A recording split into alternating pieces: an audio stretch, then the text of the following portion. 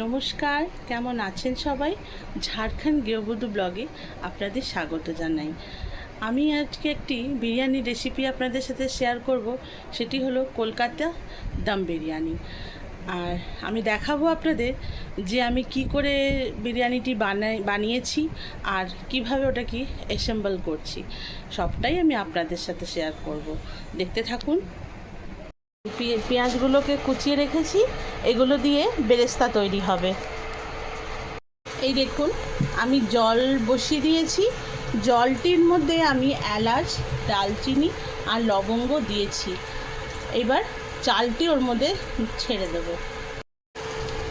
চালটি কিন্তু আমাকে বেশি সিদ্ধ করতে হবে না, মোটামুটি 50% করলেই আমার বিরিয়ানির জন্য চালটি রেডি হয়ে যাবে।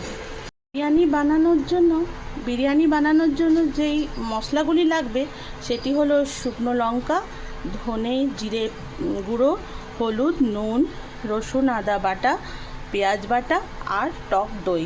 এগুলোকে দিয়ে আমি এই মাংসটিকে ম্যারিনেট করব 1 ঘন্টার জন্য। তারপরে আমি এটিকে রান্না করব। এই যেটার মধ্যে সব উপকরণগুলো আমি দিয়ে দিয়েছি। এবার সুন্দর করে এটাকে আমি মিশিয়ে নেওয়ার ফলে হবে এটি যখন আমি 1 ঘন্টার জন্য ম্যারিনেট করে দেব, সমস্ত মশলা সেগুলো সব মাংসর মধ্যে ঢুকে যাবে। নুন, হলুদ, ধনে জিরে আদা, সমস্ত জিনিস।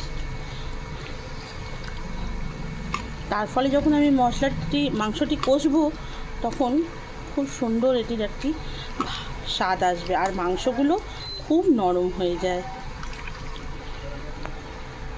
দেখুন, মাংসটি আমি খুব ভালো করে মেখে নিয়েছি। এবার আমি এটি রেখে দেবো। এই যে আমার পেঁয়াজ ভাজা হয়ে গেছে। এবার আমি মাংসটি আস্তে আস্তে এর মধ্যে দিয়ে দেবো। দেখুন, মাংসগুলো আমি এর মধ্যে দিয়ে 1 ঘন্টা কিন্তু মশলা দিয়ে মেখে রেখেছিলাম ওটা ম্যারিনেট করে। এবার এগুলোকে আমি মিলিয়ে নেব। মাংসটি অলমোস্ট হয়ে এসছে, আর একটুখানি হলেই আমার এটা কমপ্লিট হয়ে যাবে। একটু জল আছে, এটা শুকিয়ে নিই। আর এটার মধ্যে আরেকটা জিনিস দেবো আমি, একটু বিরিয়ানি মশলা। খুব ভালো, তাহলে মাংসটিরও টেস্ট আসবে। যখন আমি বিরিয়ানিটি বানাবো তখন ওটাতে পুরো মাংসটিতেও ওই বিরিয়ানির গন্ধটা আসবে। এই দেখুন, আমার মাংস রেডি। ঠিক আছে, এবার আমি বিরিয়ানিটাকে অ্যাসেম্বল করব, মানে সবগুলোকে আমি একসঙ্গে দেব। এই দেখুন, সেই জন্য এই পাত্রটি নিয়েছি যার মধ্যে আমি বিরিয়ানিটাই সব অ্যাসেম্বল করব। ঠিক আছে, এবার দেখুন, আমি আগে ছড়িয়ে দিচ্ছি একটু রাইস। ভুল হয়ে গেল, একটু ঘি দিতে হতো আগে, তো আমি ঘিটি আগে দিয়ে দিই। এবার দেব আমি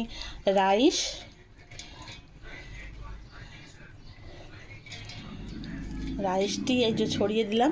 এই দেখুন, আমি আলু সিদ্ধ করে ভেজে রেখেছি। এই যে ডিম সিদ্ধ, এটা কলকাতা বিরিয়ানি তৈরি হচ্ছে।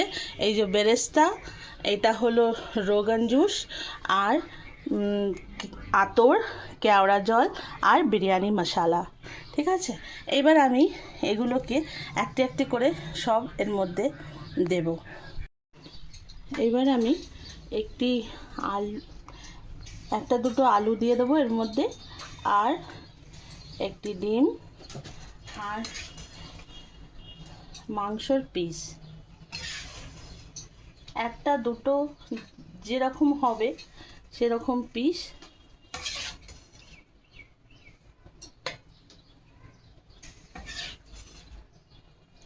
আমি এটির মধ্যে দিয়ে দিলাম।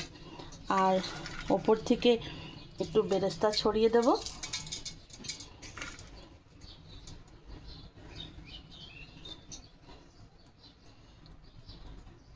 আতর আর এটি হলো কেওড়ার জল। দেখুন, আমি দিয়ে দিলাম এটার মধ্যে। একটু নুন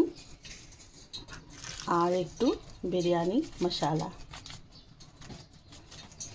আবার আমি এইটিকে আরেকটি পরতের মধ্যে দেব আস্তে আস্তে।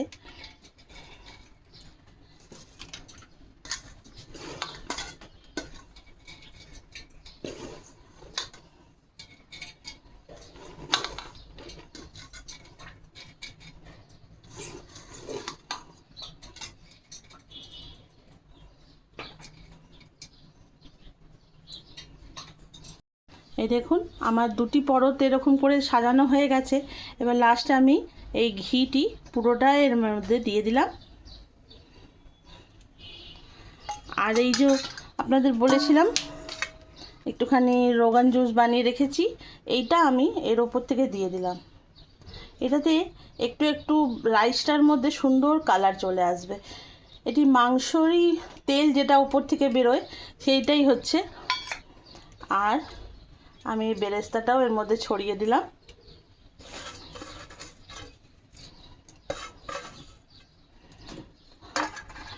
আর আতর জলটা আমি এই দেখুন এই দুধের মধ্যে একটু আতর আর কেশর দিয়ে রেখেছিলাম, তো এটাও আমি এর মধ্যে দিয়ে দিচ্ছি। একবার বাড়িতে এরকম করে বানিয়ে দেখবেন, খুব সুন্দর হয় খেতে। এটি আপনারা একবার নিশ্চয়ই ট্রাই করবেন। এবার ঢাকা দিয়ে এখানে দমেতে একদম সিম আঁচে বসিয়ে দিলাম ওই 30 মিনিটের জন্য। তারপরে আমি আপনাদের দেখাবো বিরিয়ানিটি কেমন হয়েছে।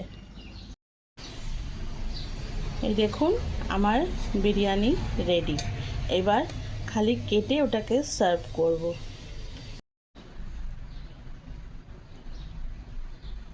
এই দেখুন আমার বিরিয়ানি রেডি, আমি সার্ভ করে দিয়েছি, সাথে রায়তা আর একটু স্যালাড। খেয়ে বলবেন কেমন হয়েছে।